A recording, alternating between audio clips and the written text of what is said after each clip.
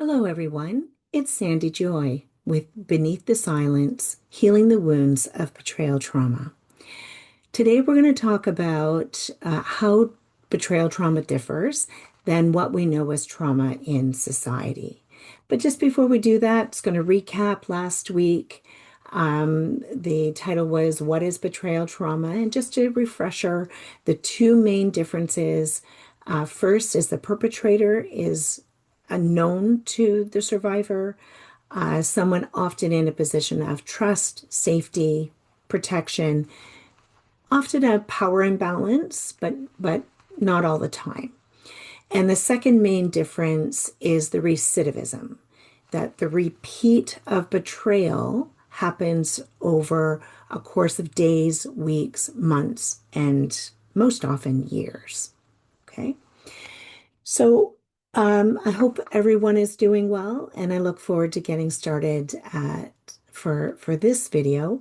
And again, just a reminder that I don't edit. These are live, or when I'm recording them, real, raw, authentic, and most often vulnerable.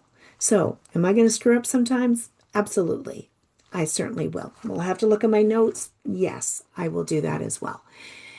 But I do that to be vulnerable because that's what we are as human beings. And it's important to know that we can find safety in our vulnerability. And we'll just go with that. So, beneath the silence, this is on how betrayal trauma differs. And there's so many different areas. Okay. So when most people hear the word trauma, they think of car accidents, war zones, um, natural disasters, et cetera, house fires, those kinds of things. But betrayal trauma has its own unique fingerprint. It's a wound caused by not just what happened, and there's really usually no just about it, from what happened, but who caused it.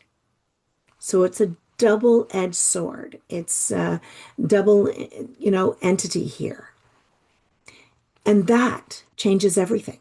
It changes everything. Okay. So first we have to define what is trauma, what's common trauma in society. So I mentioned a few. So for example, car accidents, natural disasters, combat, crime, um, those are all what we understand as traumatic events in society. The emphasis, though, on these things is that they're often caused by either a stranger or events and circumstances, forces that are beyond our control. House fire may be an electrical fire, maybe struck by lightning that started the fire. Um, maybe from wildfires, from someone throwing out a cigarette butt, or just dry conditions. And a wildfire started and, spread. Okay. But our relationships don't come into question and often remain safe for the most part in those circumstances. When we have what is common trauma in society, we often are also met with societal sympathy, empathy, understanding, community support, GoFundMe's, fundraisers, et cetera, et cetera, et cetera. Whereas in betrayal trauma, we internalize. And that's another podcast, and I'll talk about internalization in another episode. We bring it in. There's often humiliation, uh, there's shame, even when it's not ours, it still is there and it's real. Dr. Jill Manning, I'm just going to quote her for a moment here, states that research has shown that betrayal trauma is associated with more physical illness, dissociation, depression than traumas that are low in betrayal. Fried and Burrell, from their book Blind to Betrayal, state that more women and girls experience a high level of betrayal trauma than men or boys who experience trauma, but often a low level of betrayal. So it doesn't mean that men and boys can experience betrayal trauma. They certainly can. We all can, 100%. It's that women and girls most often experience the trauma they experience is betrayal trauma. Okay. So how it differs, again, let's define it. It's trauma that is caused by someone we deeply trust or depend on, relational, involving violations and dependency. And I want to note that this is not codependent. Okay. I mentioned before in the first episode that I'm not a proponent as a professional. I've done a lot of research that codependency, while it does exist, it is actually more rare. That the dependent that we are in betrayal trauma is about safety. The only safety often we know. And that's what it's about. Okay. It's impacted and the impact of betrayal trauma is compounded because our safety, our identity, and attachment are tied to the perpetrator. Whether it's healthy attachment or not, it's attachment nonetheless, and are tied to the perpetrator in some way, shape, and form.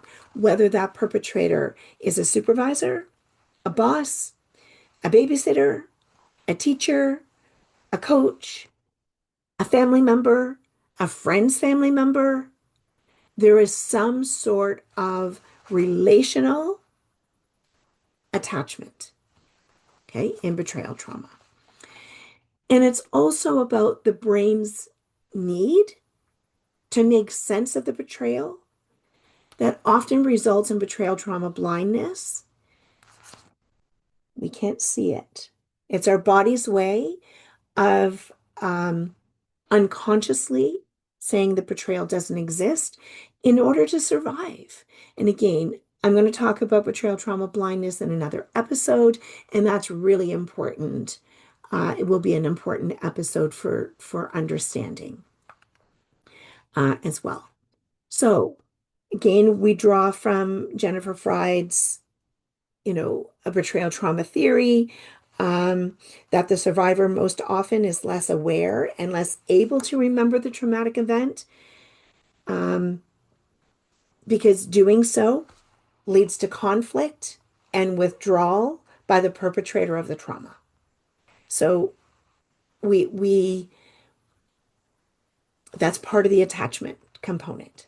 Okay. So what are the main differences? We've talked about some of them already. So main differences are the source of harm. It is betrayal trauma comes from within trusted relationships. Think about that for a moment. How many relationships do we have that are trusted? Common trauma happens a singular event. We can develop post-traumatic stress from that singular event. And if you're a first responder, you may have vicarious trauma from multiple singular events. But again, they're not personal. They're not personal relationships. Doesn't minimize the impact of often post-traumatic stress disorder that will happen. But it's at a different level, common trauma at a different level than betrayal trauma. It is impactful because of the event and the grooming that often leads up to those events. And then it happens over days, weeks, months, and years. If I'm looking down, it's because I see myself in the video and I'm trying to talk to you and look at the camera, but I get distracted by my own movements. So I apologize for that. Again, not edited, real, as if we're having a discussion across the kitchen table over a cup of tea. So days, weeks, months, and or years. Well, what we know as trauma in society happens, like I said, in that singular occurrence. And then the recidivism of betrayal trauma is pervasive. The repeat of it is pervasive. And again, that includes the grooming that happens, the manipulation, the gaslighting. Those are psychological abuses. The deceit, the level of deceit is often survivors tell me that deceit is the most painful. And it absolutely is. To think that someone who you have trusted, loved maybe, thought of, that they were safe for you, has deceived you, lied to you. And lying by omission is lying nonetheless. It's pervasive. The recidivism is pervasive. The response from others, societal trauma, as we said, is often validated. There's fundraisers. I'm sorry that happened to you. You didn't deserve it. We're going to build you a new house. We're going to get you a new car, whatever the case may be. Whereas betrayal trauma can be minimized, doubted, or silenced. And silenced. That's why we're getting beneath the silence. Well, it really wasn't that bad. Oh, all guys watch porn. So why are you so upset? Number one, all guys do not watch porn, and it's still cheating. But that's a whole other topic for discussion, which I'm happy to have, for anyone. And by the way, if you leave comments, I'd really appreciate that.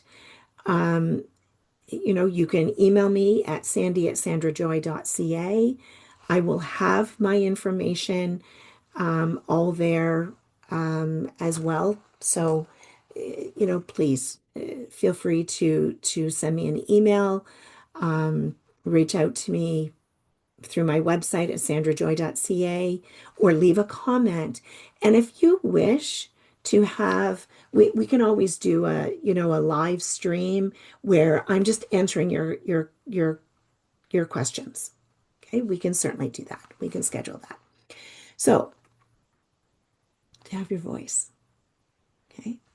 So there's an attachment so in betrayal trauma, there's an attachment conflict because it's relational. Betrayal trauma is always relational. It's a need for safety versus a need to stay connected to the person who is causing harm. There often are no relational safety issues in societal trauma. Yet in betrayal trauma, safety in relationships is a huge risk. What do we do? How do I stay with this person? How do I continue to go? I'm training for the Olympics. I really like this sport. Maybe it's something I'm doing that's causing my coach to do this, or my, the babysitter or teacher, or, we teach about stranger danger, but we don't teach about danger and the ability to say no to those we know. Okay. The relationships are at risk. There is a difference in memory and awareness from what we know as trauma in society, so common trauma versus betrayal trauma. Betrayal trauma blindness, as I mentioned before, is a protective mechanism, and it occurs in a high degree for most of us, if not all of us, at some point in time. And it's not linear. It just, oh, now you know, and you'll always know. It's fluid. It goes back and forth. Okay.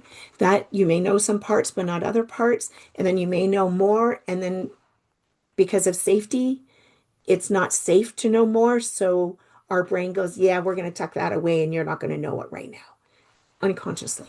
It's not something we choose to do. It happens. Okay. In societal trauma, memory and awareness are much less impacted. Okay. I remember the car accident, unless, of course, you may have a head injury. There may be something that your brain has blocked out, but over time you will remember that car accident or the house fire or who was there, et cetera, et cetera. But our memory and awareness are much less impacted than in betrayal trauma, which is a high impact. Okay. It's a layered nature. Okay. It can involve complex trauma, um, if repeated over time versus the potential for PTSD. So, complex trauma, again, I'm going to do a podcast on exactly what complex trauma is, but it's again just like um, the difference between what we know as trauma in society and betrayal trauma, completely different level in betrayal trauma, multifaceted. Complex trauma is also multifaceted, many more symptoms, some similar symptoms to PTSD, but also many more. In children, it often comes out in behavioral issues. Um,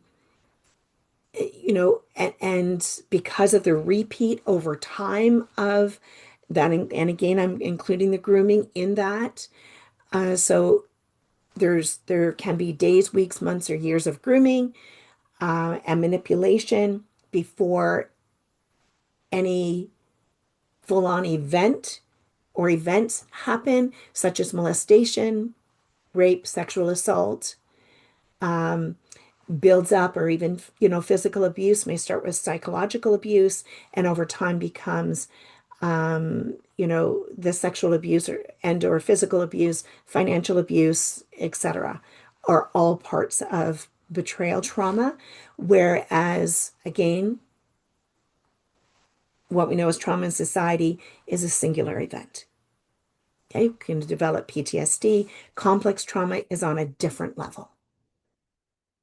And secondary betrayal is high in betrayal trauma. So I'll give you an example of secondary betrayal.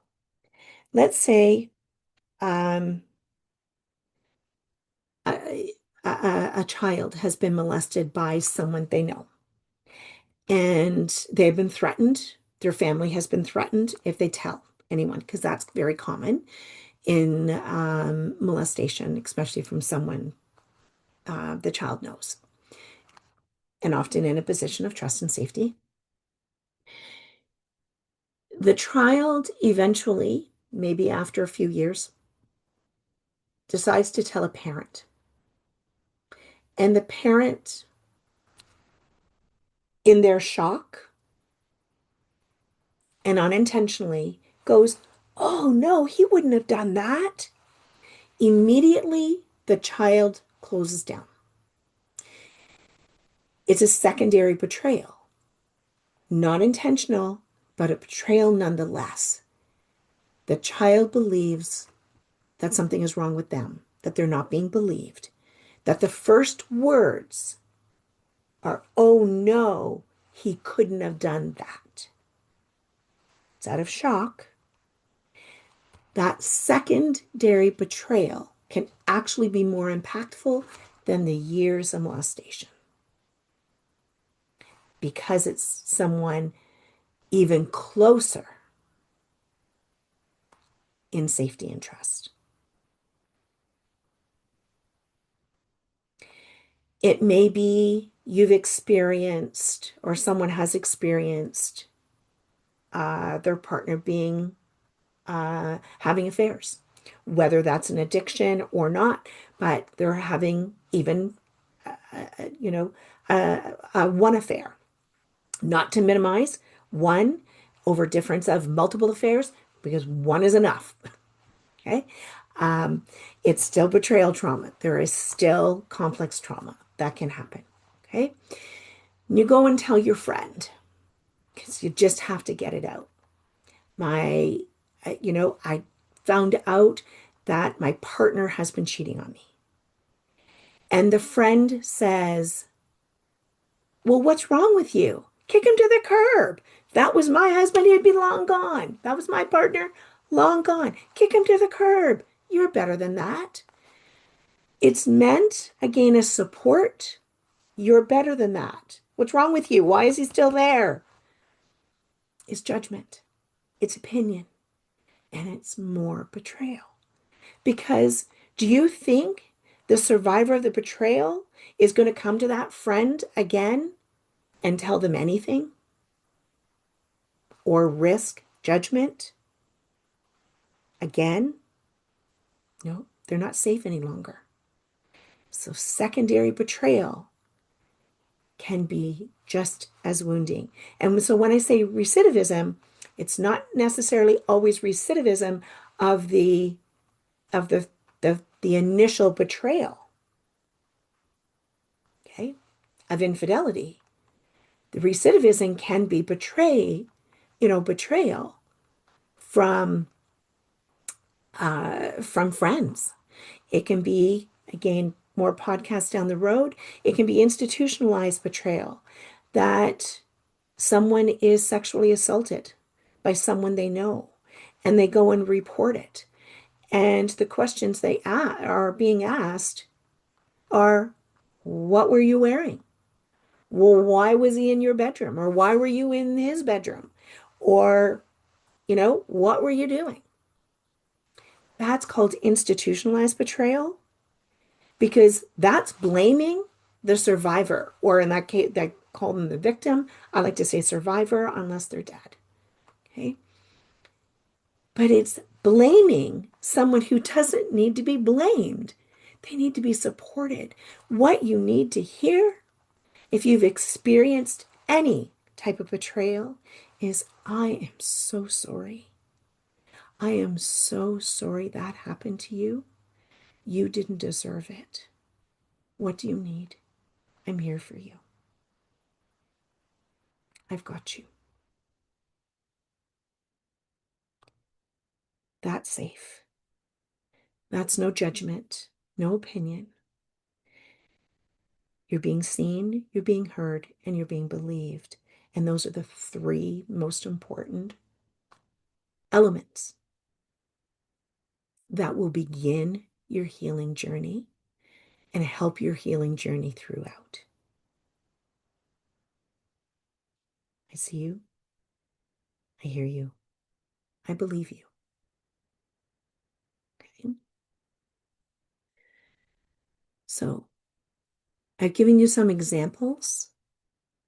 Um, Again, I'm going to give you one of mine where there was secondary betrayal.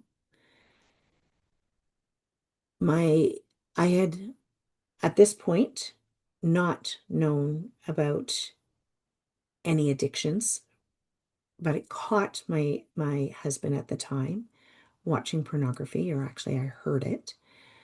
He denied it at first. We already been having trouble in our marriage, and I said we need to go for marriage counseling. There had been no intimacy between us in years. And would he hug or kiss me? Yep, when other people were around. And that was part of the grooming and part of the hook. That is, oh, he does love me. Oh, he does desire me. But when no one was around, so we went for therapy. And I also knew at this point that he was into severe, or not severe, I didn't know severe. He was into bondage. He really liked bondage. I hated it. Hated it with a capital Hated. Still hate it with a capital Hate. And so we went for marriage counseling.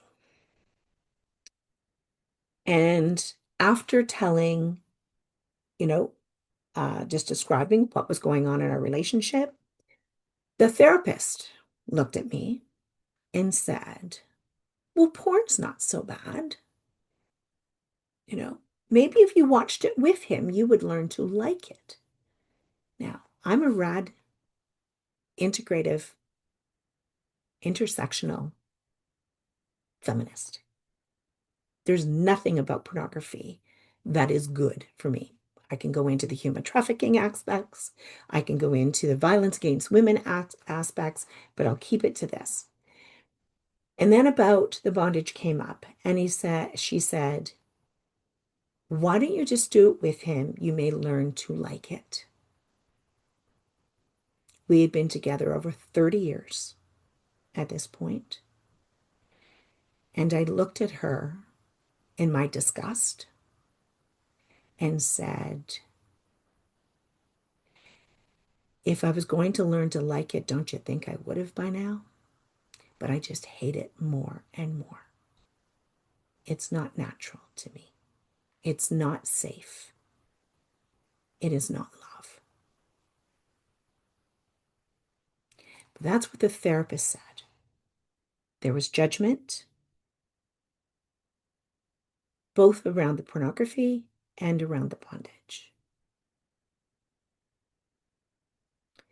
There was her opinion, not a therapeutic working. I never went back.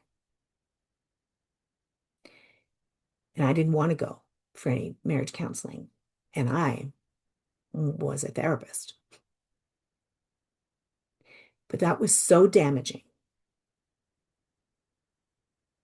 So damaging. And this was a couple of years before I found out that he actually had addictions and was having affairs. But I didn't know what I was feeling was betrayal trauma.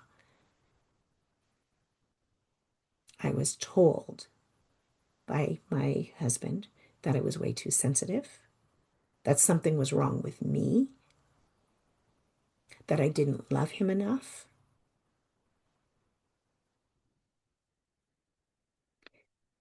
Secondary betrayal, recidivism is very high.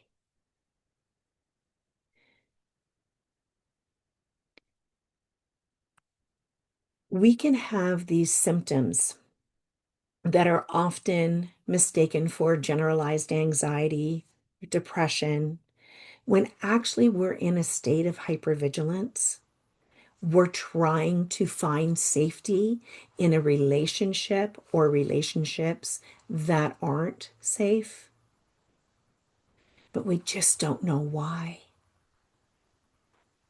And it's really, really difficult. So, why does this distinction matter? Why is it important to know the difference? It's because of the layering, the layers and layers and layers that are associated with betrayal trauma. Over that is what we know as trauma in society. People, unless they experience it, and some, if they're listening to the podcast, they may start going, oh my God, I've experienced it and didn't know it. Because it's minimized, it's more invisible, it's beneath the silence. We got to get beneath the silence.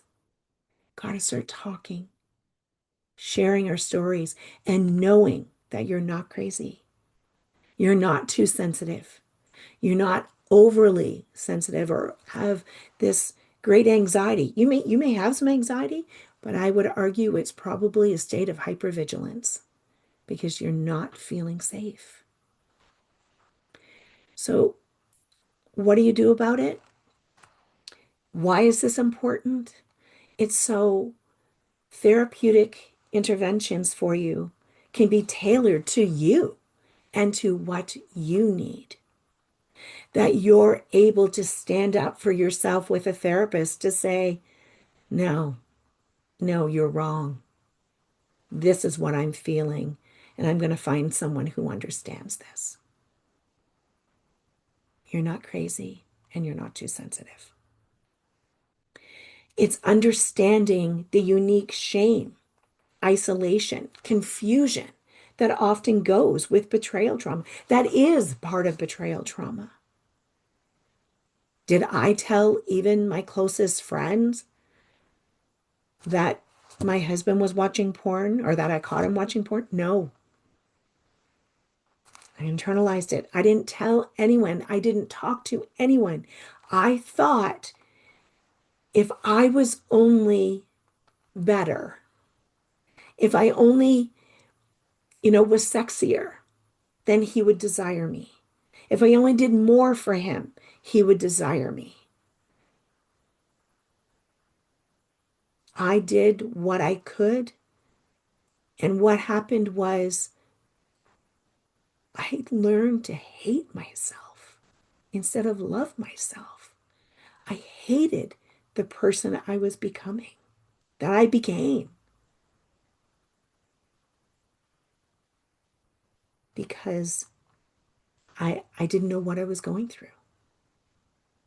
I felt isolated, felt so alone.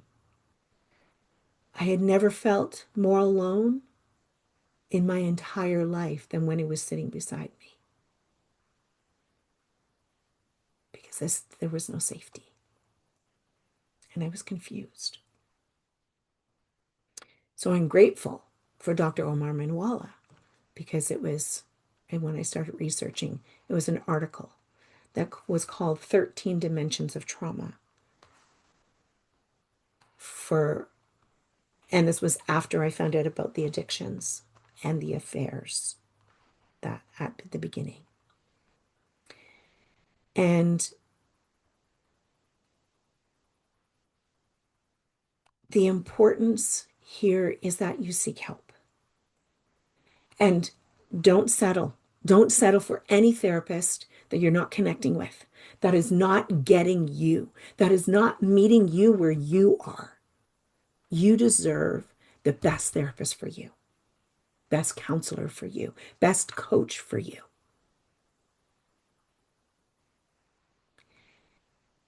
And the other is self-compassion. Be kind to yourself. Give yourself grace. That you couldn't know all of this. You couldn't know.